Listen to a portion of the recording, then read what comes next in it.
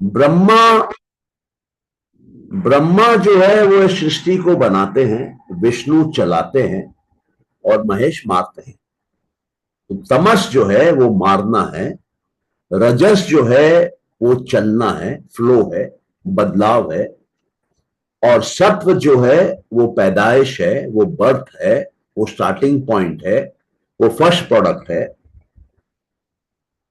तो इस तरीके से आप समझेंगे तो आपको बहुत कुछ समझ में आएगा। आप उन तीन देवियों को देखिए।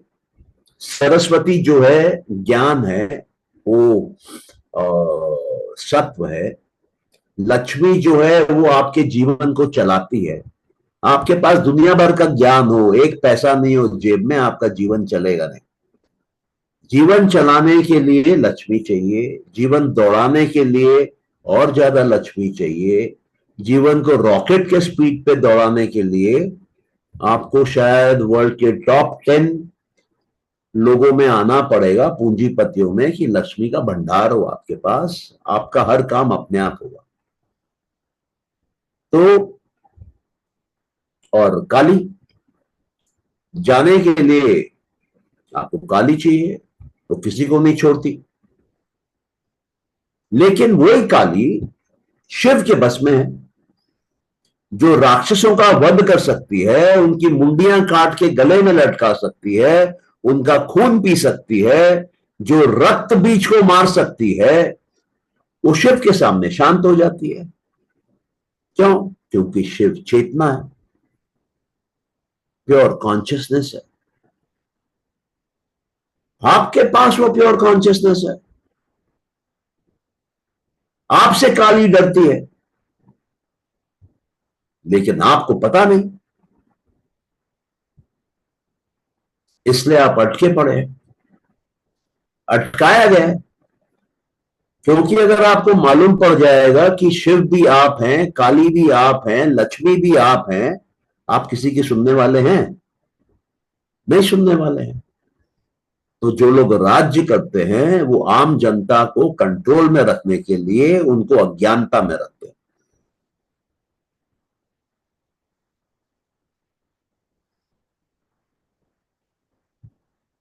भारत की आज ये दुर्दशा क्यों है? क्योंकि हम अज्ञानता में हैं। हमको अपने ही लिटरेचर नहीं पढ़ाया गया, और ना कोई पढ़ा रहा है। राम मंदिर बनाने के लिए सबको फुर्सत है, सबके पास रुपया है, करोड़ों रुपया दान हो गया, कई लोगों ने जान भी दे दी। शास्त्र पढ़ाने के लिए किसने जान दी है, या किसने रुपया डोनेट किया है? यहां कौन ये स्लोगन उठाता है?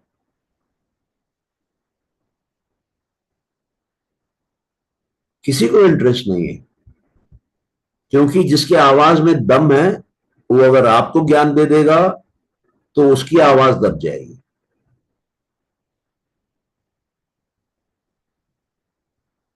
तो ये बहुत आवश्यक है कि ये सांख्य को आप अपने जीवन के प्रैक्टिकल लाइफ से अपने डिजायर्स के साथ जोड़ें। हमको ये बोला जाता है कि आपको इच्छा नहीं होनी चाहिए। ये समझाया जाता है कि रुपया मतलब दिक्कतों की जननी है, जीवन खराब कर देती है। अगर रुपया जीवन खराब कर देती है तो लक्ष्मी को देवी का दर्जा क्यों दिया है? दुकानों पे लक्ष्मी और गणेश क्यों रखे हुए हैं? दिवाली पे क्यों पूजा करते हैं?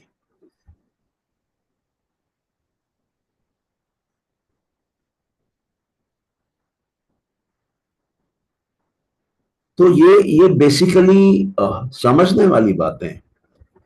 अगर ज्ञान इतना इंपॉर्टेंट है, जो कि हम जानते हैं कि ज्ञान एम्पावर करता है एक इंडिविजुअल को, एक फैमिली को, एक देश को, तो हमारे देश के एक भी मेडिकल कॉलेज, एक भी आईआईएम, एक भी आईआईटी, एक भी स्कूल वर्ल्ड के टॉप 200 में क्यों नहीं है?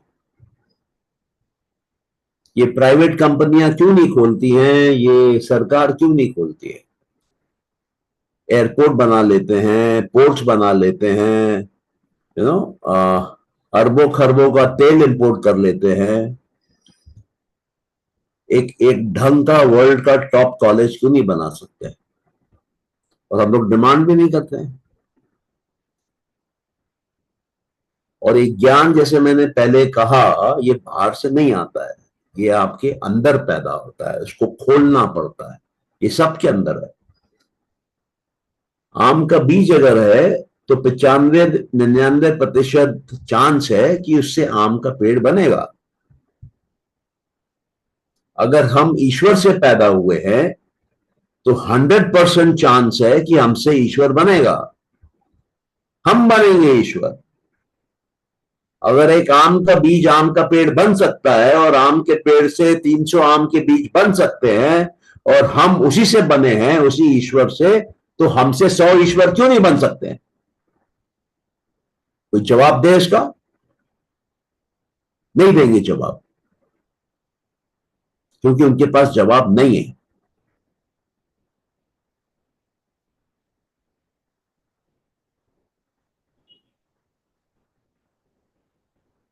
कई सन्यासी बोलते हैं टीवी पे, यूट्यूब पे, वीडियोस में, वेद का सेंटेंस अहम ब्रह्मास्मि। या तो वेद गलत है, या तो आप गलत है, या तो मैं गलत हूं। अगर ये सच है तो दिखाओ कहां पर है। तो आपको सिंपली ये जो सांख्य के जो डेफिनेशंस हैं, जो कारिकाओं में जो शॉर्ट में समझाया हुआ है, उसी की गहराई में उतरना है। तो आप अपनी गहराई में उतरेंगे और आप अपने अंदर उस अनंत की ताकत को, अनंत के ज्ञान को पाएंगे और प्रकृति का कंट्रोलर बन जाएंगे।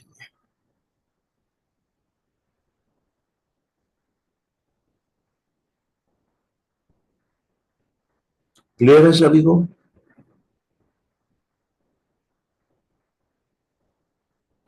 किसी का अगर कोई क्वेश्चन हो तो आप कर लीजिए।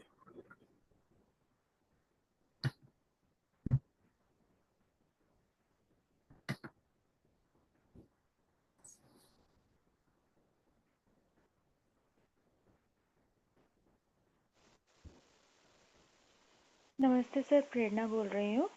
हाँ बोलिए। ये सर आज जो हमने किया ये 23 और 24 कारिका में से ही है या आगे का हमने लिया है? ओके। कल हमने 22, 23, 24 किए थे। कल मैंने बहुत ही बेसिक लेवल पे समझाया था। और कल मेरी एक्चुअली तबीयत भी ठीक नहीं थी। और आज हमने जो बुद्धि वाली कारिका थी उसको गहराई से देखा है और अहंकार को टच किया है। अ, इसका मतलब 23rd की है हमने आज वापस से। मैं आपको बता रहा हूँ कौन सा वाला किया है हमने। 23rd कंप्लीट किया है और 24th हम बोल सकते हैं कि पार्शली किया है। ठीक है सर। हाँ, मतलब डिटेल्ड रूप में पार्शली किया है। ठीक है सर। Okay sir. आपको समझ में आया जो 23वां कवर हुआ? सर थोड़ा समझ में आया पर आज का थोड़ा कठिन था तो मैं दोबारा सुनूंगी इसको। अ, ओके, आपको थोड़ा कठिन क्या लगा? नहीं सर, अभी मैं नहीं आंसर कर पाऊंगी, थोड़ा ज्यादा मंथन करना पड़ेगा, इसको थोड़ा दोबारा सुनना पड़ेगा मुझे। अच्छा, आपको क्या समझ में आया?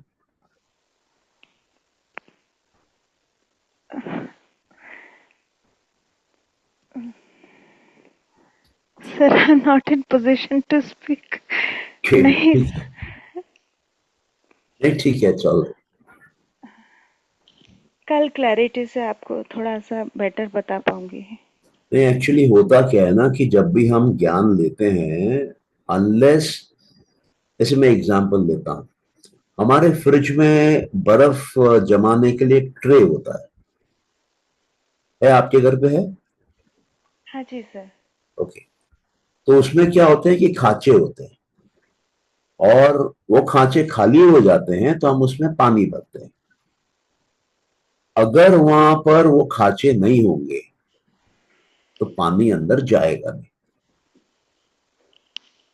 हाँ कि ना? Yes sir. ओके। तो जब भी हम कोई नया ज्ञान लेते हैं, वो पानी की तरह आता है, लेकिन उसको स्टोर करने के लिए खांचे नहीं होते, तो वो स्टोर नहीं होता है, उसकी स्मृति नहीं बनती है, उसकी मेमोरी नहीं बनती है, और वो अंदर में जो पुरानी स्मृतियां हैं, मेमोरीज हैं, उनके साथ प्रॉपरली कनेक्ट भी नहीं हो पाता है, क्योंकि वो समझ नहीं पाता है कि इसको मैं कहां फिट करूं, इसका पुराने नॉलेज के साथ क्या कोरिलेशन है, वो हुक नहीं कर पाता है उसको। लेकिन क्योंकि हम ह्यूमन बीइंग्स हैं, हमारी लिविंग बॉडीज है, हमारे सेल्स ग्रो करते हैं, डाई भी करते हैं, चेंज है होती है बॉडी में, तो क्या होगा कि जब थोड़ा समय बीतेगा, आपकी बॉडी अपने आप बायोलॉजिकली वो खांचे बना देगी, और जो पानी बह रहा था पहले, उसको ढूंढ डांड के डाल देगी उसके अंदर। तो हो सकता है कि 100% नहीं डाल पाए, 15% उसने डाला, 20% उसने डाला, तो ये जो 15-20% आ गया है, ये बैलेंस 80% खोज के ले लेगा। एक दिन में नहीं लेता है, अगर हो सकता है 6 महीने में ले, लेकिन अब उसके मन में प्यास है कि यार उस दिन तो 100 आया था, मैंने स्टोर नहीं किया, मेरे पास तो 20 ही है, वो 80 मेरे को चाहिए। वो बंदा सीकर बनता है, वो सीख करता है, खोजता है, और फिर प्रकृति उसको अपने आप वो इंफॉर्मेशन प्रोवाइड करती है। कोई टीवी चैनल में कुछ आ जाएगा, कोई साधु महात्मा का कहीं कोई प्रवचन आ जाएगा, किसी ग्रंथ में पढ़ लेंगे, कोई दोस्त मिल जाएगा जो ऐसी कुछ बात करेगा, उसको पता भी नहीं कि क्या हुआ आपके साथ, बट उसकी बातें आपके उस खांचों को भरने लगेंगी। कुछ ऐसा भी होगा कि आप अकेले बैठी हैं, सोच रही हैं, तो खांचे भरने लगेंगे। कुछ ऐसा भी होगा कि आप रात में सो रही हैं, वो नींद में खांचे भर रहे हैं। फिर ऐसा भी हो सकता है कि आप सवेरे उठी हैं, लेकिन आपको नींद का नशा अभी भी है, आप 15 मिनट लेट गई है, उस 15 मिनट में पूरा खांचा भर जाएगा। तो ये जो अंदर का ज्ञान है, वो अपने आप बह के पहुंच जाता है। जो स्टार्टिंग का ज्ञान है, वो इंद्रियों के माध्यम से आता है, लेकिन बाद का जो ज्ञान है, वो अंदर से आने लगता है। वो सीकिंग होती है, वो प्यासा हो जाता है, और प्यासे ही होते हैं जो फिर सही गुरु खोजते हैं कि मेरी प्यास तो बुझाओ। ठीक है? वो ऐसी प्यास है जो खाने से नहीं भरती है, पानी से नहीं भरती है, सत्ता से नहीं भरती है, मतलब किसी तरीके से वो भूख मिटती नहीं है जब तक उसमें ज्ञान नहीं जाए, प्योर ज्ञान। और प्योर ज्ञान जो होता है, वो अमृत समान होता है। आपको इमिडिएटली फील होगा कि ये ज्ञान की प्योरिटी क्या है। जैसे सोने की प्योरिटी का कई बार लोग अंदाजा लगा लेते हैं, डायमंड की क्वालिटी का अंदाजा लगा लेते हैं, वैसे ज्ञान की प्योरिटी का भी समझ में आता है। कैसे समझ में आता है? जो प्योर ज्ञान होगा, वो आपको एक निर्मल आनंद देगा अंदर, वो आपके अंदर में बहुत हल्कापन करेगा, एक सुकून देगा, एक मिठास होगी उसमें, एक हल्कापन, मिठास। आपको लगेगा कि ज्ञान का सागर आ गया आपके अंदर, और रीढ़ की हड्डी में टिंगलिंग सेंसेशन फील होगी, जैसे आपकी कुंडली चढ़ रही है ऊपर। आपकी नींद कम हो जाएगी, आप जब भी सोने जाएंगे आपको इमिडिएट नींद लग जाएगी। आप जब भी किसी मौके पे हंसेंगे, खुश होंगे, तो ऐसा लगेगा कि अंदर से हंस रहे हैं जोर से। समय जो है वो क्रैम्प होने लगेगा, क्रैम्प मतलब स्क्वीज होने लगेगा। पहले जो आपको समय 10 मिनट लगता था, अभी वो 10 मिनट का समय बीतेगा, बट आपको वो 2 मिनट लगेगा। पहले जो आपकी काम करने की इफेक्टिवनेस मान लीजिए 100% थी और आपको बहुत अच्छा लगता था, ये जब स्वाद आता है तब आपकी वो एफिशिएंसी बढ़ के 500%, 1000% हो जाएगी। आपके शब्दों का चयन चेंज हो जाएगा, आपकी ग्रामेटिकल मिस्टेक्स गुम हो जाएंगी, आपके मन में क्रिएटिविटी का भंडार खुल जाएगा, आपकी बॉडी का इम्यून सिस्टम बेटर हो जाएगा, बीमारी आपके शरीर में ज्यादा देर रहेगी नहीं, और आपकी यारी दोस्ती बढ़ने लगेगी। बढ़ने लगेगी मतलब लोग आपके पास आना चाहेंगे, आपकी जाने की इच्छा नहीं होगी, आपको लगेगा कि मैं अकेले में रहूं, क्योंकि वो ज्ञान फिर कॉन्स्टेंटली फ्लो होने लगता है, उसमें आप डिस्टर्बेंस नहीं चाहते, आपका कनेक्शन स्टैब्लिश हो जाता है, आपकी माइंड की कंसंट्रेशन लेवल्स ऊपर जाने लगेगी, आपके समाधियां बढ़ने लगेगी। पहले आपकी मानस की समाधि लग रही थी तो अहंकार की लगेगी, इसके ऊपर फिर बुद्धि वाली लगेगी, उसके ऊपर मूल प्रकृति लगेगी।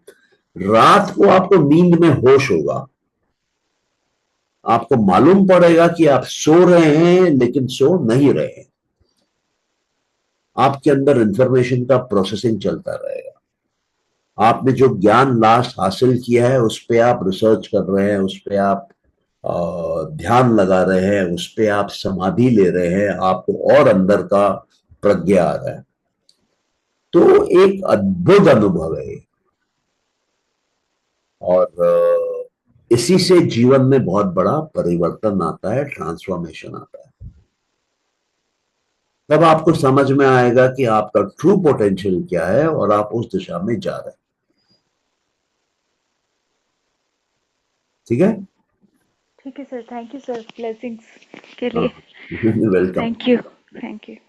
बस मुझे आपके कहने पे एक चीज़ बात याद आई कि जो आपने एनालॉजी दिया है फ्रिज में ट्रे का, तो मुझे ऐसा महसूस हुआ कि इतना फ्लो था एक्चुअली आज नॉलेज का कि जो पहले ऑलरेडी भरा हुआ था वो उस पे पानी इतना तेज गिरा कि कुछ तो निकल गया, लेकिन वो बाहर थोड़ा छलक भी गया। तो इसलिए अभी मुझे वो गैदर फिर से करना है। हाँ, मैं आपको एक बात बताता हूँ कि नॉलेज जब आता है ना, तो जो आपके लिए सेफ होता है अमाउंट ऑफ नॉलेज उतना ही स्टोर होता है। ओके। अगर अगर ज्यादा नॉलेज आ जाएगा और आपकी बॉडी में, आपके नर्वस सिस्टम में उसको होल्ड करने की कैपेसिटी नहीं है, तो आपको वो बर्न कर देगी। हम्म। तो जितना आता है आने दीजिए, जो चला गया कोई बात नहीं, वो आएगा, हम्म। अपने आप आएगा। हम्म। ठीक है। और एक चीज और भी आपने एक सेंटेंस बीच में बोला था कि ये मैं और चीजों में तो सुनती थी, लेकिन सांख्य में कैसे, कि आपने ये कहा कि चेतना को हायर चेतना की तरफ ले जाइए। अब ये सेंटेंस सांख्य के हिसाब से मुझे थोड़ा कम समझ में आ रहा था। नहीं, ये मेरे को भी कम समझ में आ रहा था जब मैं बोल रहा था। लेकिन क्योंकि आपने कहा कि आपका बहुत पानी बाहर है, तो इस क्वेश्चन का उत्तर मैं अभी नहीं दूंगा। बट ठीक है सर। पॉइंट आपका वैलिड है, जो आपने पॉइंट रेस किया है वो वैलिड पॉइंट है। इसको हम लोग को सटलिटी में देखना होगा, क्योंकि मैं आपको बस ब्रॉडली इतना ही बोलता हूं कि हमारे मल्टीपल माइंड्स हैं, और लोएस्ट माइंड है मानस, और मानस में रीजनिंग होती है, तर्क होता है, और ये रीजनिंग की जो इंसान की एबिलिटी है यही हमको बाकी जानवरों से, पंछियों से अलग करती है। लेकिन इंसानों के अंदर ये लोएस्ट एबिलिटी है, तो हमको इससे ऊपर आना पड़ता है। बट ब्रॉडली स्पीकिंग समाज में जो देखा जाता है, 1% ही लोग ऐसे हैं जो इसके ऊपर के दो लेवल्स तक आते हैं, मतलब अहंकार और बुद्धि तक, ओनली 1%। और ये लोग जो रहते हैं, ये लोग समाज को लीड करते हैं, मतलब ये लोग जीनियस रहते हैं, टॉप थिंकर्स रहते हैं, वर्ल्ड के टॉप बोल लीजिए आप, इन्वेंटर्स, मैथमेटिशियंस, आर्टिस्ट,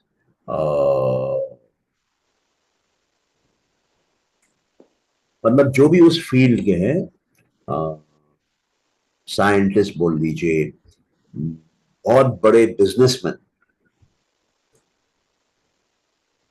जैसे मैं बोलूं कि अगर हम भारत में देखें तो जैसे अभी अदानी है, अंबानी है, तो अपने इनके मॉरल्स और एथिक्स पे नहीं जा रहे हैं, अपने इनके क्षमताओं पे जा रहे हैं। तो इनकी क्षमताएं खुली हुई हैं। और जैसे हमने कहा था कि बुद्धि में धर्म, अधर्म, ज्ञान, अज्ञानता, शक्ति और कमजोरियां और वैराग्य और राग, ये आठवां है। तो कुछ लोगों में अधर्म ज्यादा होता है, लेकिन बाकी भी होता है। तो कहने का मतलब ये है कि अ, हमको सिर्फ सिंपलिस्टिक रीजनिंग से नहीं देखनी है रियलिटी को, हमको सिर्फ सिंपलिस्टिक तर्क से नहीं देखना है, जजमेंटल होके नहीं देखना है, लॉजिकल होके नहीं देखना है, एनालिटिकल होके नहीं देखना है। ये हमारी लोएस्ट एबिलिटीज हैं। हमको इंट्यूटिवली देखना है, कॉम्प्लेक्स रूप से देख के उसका सिंपलिस्टिक एसेंस निकालना है बाहर। हमको अपियरेंसेस पे नहीं जाना है, अपियरेंसेस के पीछे क्या है उसको फील करना है, और टोटलिटी में जाना है। जब हम इंडिविजुअल्स को देखते हैं तब हम टोटलिटी को मिस आउट कर जाते हैं, लेकिन जब हम टोटलिटी में देखते हैं तब हमको कंप्लीटनेस में ज्ञान आता है। बुद्धि जो है वो टोटलिटी है, totality in the sense universe की टोटलिटी है। और मानस जो है वो इंडिविजुअल की बोल लीजिए इंटरफेस है, जो बाहर की दुनिया को अंदर की दुनिया से जोड़ता है, इतना ही उसकी एबिलिटी है। और जो अहंकार है वो हमारे अंदर का पूरा क्रिएटर है, अंदर की एनर्जीज को, अंदर के एनर्जीज के ज्ञान को वो यूज करता है, और उसके बेसिस पे कुछ समय के बाद कॉम्प्लेक्स चीजें बनाता है। जैसे हमारा शरीर किसने बनाया? हमारे अहंकार ने बनाया। उस तरीके से हमारी पर्सनैलिटी कौन बना रहा है? हमारा अहंकार बना रहा है। हमारे रिश्ते कौन बना रहा है? रिलेशनशिप कौन बना रहा है? अहंकार बना रहा है। हमको हमारे अंदर में वननेस का एहसास कौन करा रहा है? अहंकार करा रहा है। ये जो मानस है ये डिफरेंशिएट करता है, ये आइडेंटिफाई करता है, ये संजय है, ये विजय है, ये अजय है, अलग अलग दिखाता है। तो जितना हायर लेवल का माइंड का हम लोग प्रयोग करना सीखते हैं रेगुलर बेसिस पे, उतना हमारी क्षमताएं बढ़ती है। और नॉर्मल लोग नीचे रहते हैं। तो अगर आप सिर्फ इंटरनली राइज कर जाएंगी तो आप आउटर वर्ल्ड में भी ऑटोमेटिक राइज कर जाएंगे। बाहर काम नहीं करना पड़ता है, बाहर प्रोजेक्शन है अंदर के स्टेट का। अहंकार के अंदर जो है वही तन मात्रा बना रहा है, वही बाहर पंचमहाभूत बना रहा है। आपको बाहर का बदलाव करना है तो अंदर से चालू करिए, बाहर ऑटोमेटिक होगा, कॉज एंड इफेक्ट के प्रिंसिपल पे होगा। इसीलिए तो अहम ब्रह्मास्मि बोलते हैं ना कि इंटरनल जो है वो प्रोजेक्शन, मुझे ऐसा महसूस होता नहीं, है। मुझे मुझे उसकी जानकारी नहीं है उतनी, क्योंकि मैं मतलब वेदांत का फॉलोअर नहीं हूं। मैं हार्डकोर योग सूत्र और सांख्य, और सांख्य पे मैंने फोकस ज्यादा इसलिए किया है कि सांख्य के ऊपर अच्छे कमेंटेटर्स नहीं है। सांख्य का एक बड़ा गैप है, और मुझे लगता है कि इस देश को और इस दुनिया को सांख्य के नॉलेज की जरूरत है। और सांख्य एसेंशियली लॉजिकल है, साइंटिफिक है, और विदाउट गॉड है। गॉड मतलब वो क्रिएटर गॉड, जिसको अपने मानते हैं कि कहीं स्वर्ग में बैठा है, उसने सृष्टि बनाई, वो नहीं है। और वेदांत में भी 5 वर्षन है, लेकिन सांख्य में ऐसे कोई 5 वर्षन नहीं है, और योग में भी ऐसे कोई 5 वर्षन नहीं है, पतंजलि योग। और पतंजलि योग के मेरे ख्याल से 700-800 साल या 1000 साल बाद हठ योग आया। और हठ योग दूसरे लोगों के लिए था, पतंजलि योग दूसरे लोगों के लिए था, सांख्य दूसरों के लिए था। जैसे मार्केट में प्रोडक्ट्स आते हैं अलग अलग मार्केट सेगमेंट के लिए, वैसे सांख्य जो है वो हाईली इंटेलेक्चुअल लोगों के लिए है। और योग सूत्र जो है पतंजलि का, वो बोल लीजिए मिडिल क्लास और अपर अपर मिडिल क्लास के इंटेलिजेंस के हिसाब से है। और हठ योग जो है वो हम बोल सकते हैं कि इकोनॉमिकली लोअर क्लास के लिए है, जहां पर कि हठ के दम पे, विल पावर के दम पे आप चित्त को या मन को बोलिए कंट्रोल कर रहे हैं और मोक्ष में जा रहे हैं। तो उसमें कुंडलिनी आती है, कुंडलिनी की प्रैक्टिस आती है, आसन आते हैं, प्राणायाम आते हैं। तो जितने भी आसन प्राणायाम आप सुनती हैं इनिशियल स्टेजेस पे जो आई, वो सब हठ योग में आए। पहले 84 आसन आए और प्राणायाम के भी कई तरीके आए, कुंभक आया। तो वो जो टेक्निक्स हैं, मुश्किल टेक्निक्स हैं, उसमें एक एक्चुअल फिजिकल टीचर चाहिए जिसके प्रेजेंस में उसको करना चाहिए, वरना बहुत हाई चांस है कि साइकेट्रिक प्रॉब्लम्स हो जाएंगे। लोगों को होते हैं। और बहुत जो गुरु हैं जो सिखाते हैं उनको मालूम है कि ये होते हैं, बट वो लोग पब्लिकली इसकी बात करते नहीं। जैसे अगर आप समयम की प्रैक्टिस करती हैं तो वो धारणा ध्यान समाधि एक साथ है, वो करना आसान नहीं है। और उसके लिए बहुत प्रिपरेशन चाहिए, किसी को 20 साल, किसी को 2 जन्म, किसी को और ज्यादा भी हो सकता है। क्योंकि आपको पहले के 5 अंग करने पड़ेंगे, उसके बाद आप अष्टांग के लास्ट 3 अंग करेंगे, धारणा ध्यान समाधि। तो ध्यान जो है वो 7th स्टेप है। लेकिन मोस्टली इस तरह के योगा स्कूल्स में या जहाँ पे ये प्रैक्टिस बताया जाता है, उसमें 7th स्टेप को फर्स्ट कराया जाता है, ध्यान को। और अधिकतर ध्यान जो आज के डेट में बोला जाता है ध्यान, वो ध्यान दूर दूर तक नहीं है। ध्यान की डेफिनेशन है, धारणा की डेफिनेशन है, समाधि की डेफिनेशन है। तो वो डेफिनेशन के अनुसार जनरली सिखाया नहीं जाता है।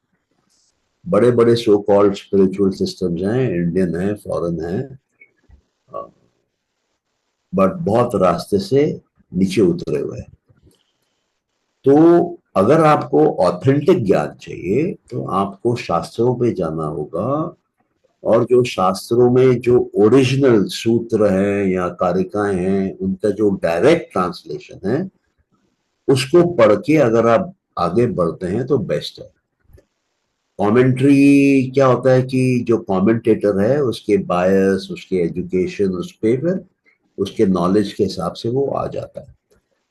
तो हो सकता है कि स्टार्टिंग में आपको कमेंटेटर यूज करना पड़े, बट एक स्टेज ऐसा आएगा कि आपको कमेंटेटर को छोड़ना पड़ेगा। अभी जैसे आप मेरी बातें सुन रही हैं तो कहीं ना कहीं आपके इंटरनल भी माइंड अपना एक ओपिनियन बना रहा है, कुछ इंफॉर्मेशन स्टोर कर रहा है और कुछ और कोरिलेट करेगा, कलेक्ट करेगा आउटर वर्ल्ड से। फिर आपको मेरी जरूरत नहीं है, फिर आप बोट में पार हो गई है नदी, अब आप दूसरे तट पे हैं और आपके एक्सपीरियंसेस अलग होंगे, लेकिन फाउंडेशन वही रहेगा। जैसे बोलिए धरती पे कोई अलग अलग बिल्डिंग बना सकता है, कोई फर्स्ट फ्लोर की बना सकता है, कोई 10 फ्लोर की बना सकता है। तो उस प्रकार से रहता है, आप स्टार्टिंग में रिसीव करते हैं, होल्ड करते हैं, ग्रास्प करते हैं प्रॉपरली, उसको इवॉल्व करते हैं ताकि वो आपके लाइफ में मीनिंगफुल हो। उसके बाद आपको टीचर की जरूरत नहीं है। फिर एक स्टेज ऐसा आता है कि आपके अंदर से टीचर जाग जाता है। जब वो अंदर का टीचर जाग जाता है तब आपको ब्रह्मांड का ज्ञान आने लगता है, आप ब्रह्म ज्ञानी बनते हैं। वो ऋतंबरा संस्कार चालू होते हैं। उसके बाद जो संस्कार आते हैं उसको निरुद्ध संस्कार बोलते हैं, ये लास्ट संस्कार है। इसमें सारी वृत्तियां खत्म हो जाती हैं। सारी वृत्तियां खत्म हो जाती हैं मतलब बुद्धि, अहंकार, मानस भी खत्म हो जाता है। सारी ज्ञान इंद्रियां, कर्म इंद्रियां, तन्मात्राएं, पंचमहाभूत सब खत्म हो जाता है। मतलब प्रकृति डिसॉल्व करती है अपने आप को, सारे वृत्तियों को सुला देती है। तो वो अंतिम उसमें आता है, निरुद्ध संस्कार बोलते हैं। योग का जो डेफिनेशन है वो है योग चित्त वृत्ति निरोध। तो वृत्तियों का निरोध करना, चित्त के वृत्तियों का निरोध करना योग है। मतलब उसमें आप अल्टीमेट स्टेट में पहुंचेंगे। आप समझ लीजिए कि ईश्वर के स्टेट में पहुंचेंगे, अल्टीमेट स्टेट, प्योर कॉन्शियसनेस के स्टेट में पहुंचेंगे। तो उसके लिए निरुद्ध संस्कार होना जरूरी है। तो उस निरुद्ध का संस्कार भी आपके माइंड में स्टोर्ड है। जब उसका टाइम आएगा वो निकल के बाहर आएगा, अपने आप सब वृत्तियों को सुला देगा और आपको मोक्ष में ले जाएगा। तो हर चीज प्रोग्राम्ड है, आपको बहना है बस।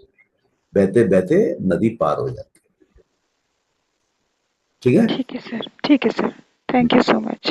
ओके, चलिए फिर क्लोज करते हैं, काफी लेट हो गए हैं। Yes sir, good night. या गुड नाइट।